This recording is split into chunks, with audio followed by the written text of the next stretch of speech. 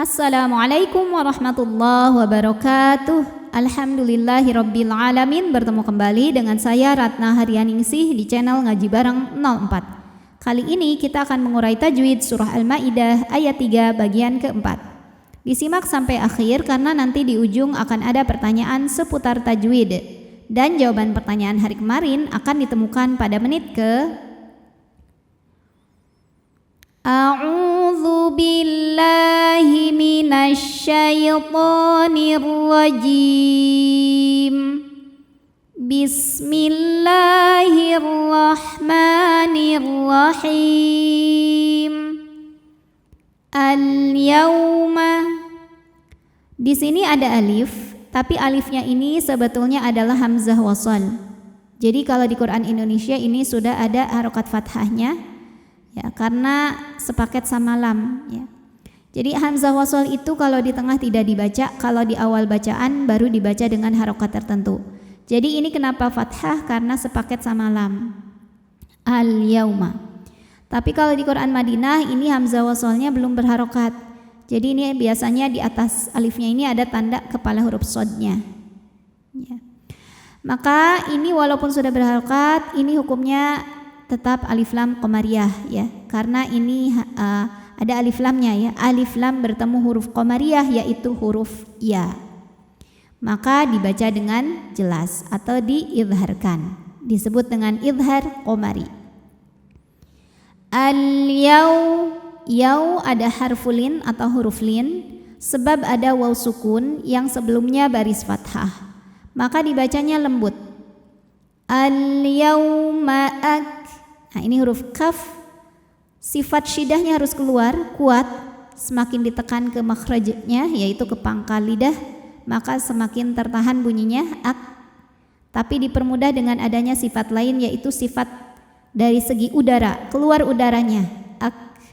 Untuk kafnya yang sukun, udaranya keluar setelah suaranya ak. Akmal, lam sukun disebut dengan lam mutlak. Kita bunyikan dengan jelas. Akmaltu lakum. Kum. Ada hukum izhar syafawi, sebab ada mim sukun menghadapi huruf selain mim dan ba.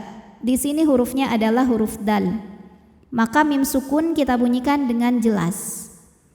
Lakum di matobi'i dhahiri, karena ada ya sukun didahului baris kasrah, maka huruf dal panjang 2 harokat.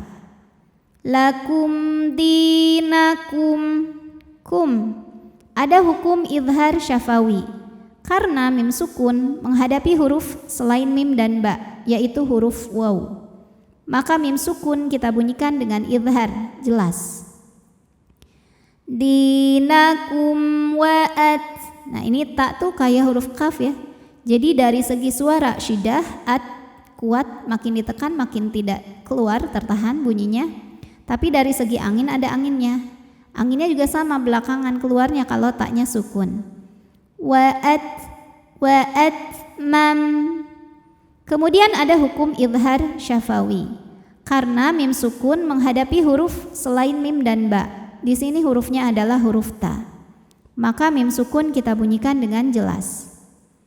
Wa atmamtu alai. Lai ada harfulin, sebab ada ya sukun yang sebelumnya berbaris fathah, maka dibaca lembut. Alaikum.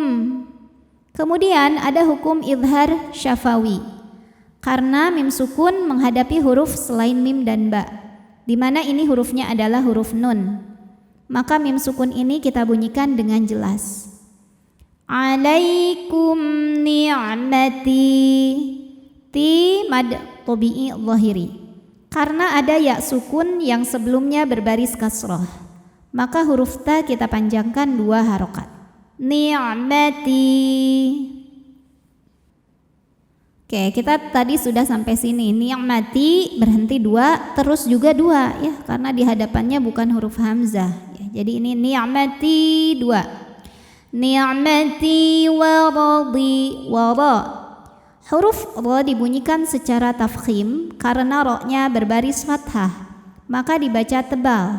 Cara menebalkannya adalah dengan mengangkat pangkal lidah. Di matobi'i zahiri. Sebab ada ya sukun yang sebelumnya kasrah, maka huruf dhad kita panjangkan 2 harokat. Waraditu lakumul. Kemudian alif lamnya dinamakan dengan alif lam qamariyah, karena alif lam menghadapi huruf qamariyah yaitu hamzah. Maka lam sukun dibunyikan dengan jelas atau biasa disebut dengan idhar qamari. Lakumul sinnya desis ya, karena punya sifat khusus yang namanya sofir ya. Artinya ada desisan seperti suara ular. Sama seperti zai dan juga sod, sama-sama punya sifat sofir. Lakumul isla, la matobi'i zahiri. Sebab ada alif yang sebelumnya berbaris fathah, maka dibaca lamnya panjang 2 harokat. Lakumul islamadi. Di juga sama matobi'i zahiri, sebab ada ya sukun yang sebelumnya berbaris kasroh, maka huruf dal kita panjangkan 2 harokat. Dina. Jika kita berhenti dina, hukumnya mad iwad, karena baris tanwin fathah diberhentikan atau diwaqafkan. Maka cara bacanya, baris tanwinnya jadi 1 jadi fathah dan kita panjangkan 2 harokat. Dina.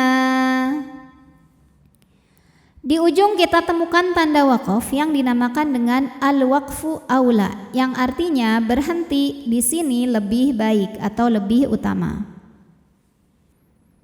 A'udzu billahi minasyaitonir rajim. Bismillahirrahmanirrahim. Al-yawma akmaltu lakum dinakum wa atmamtu alaikum ni'mati wa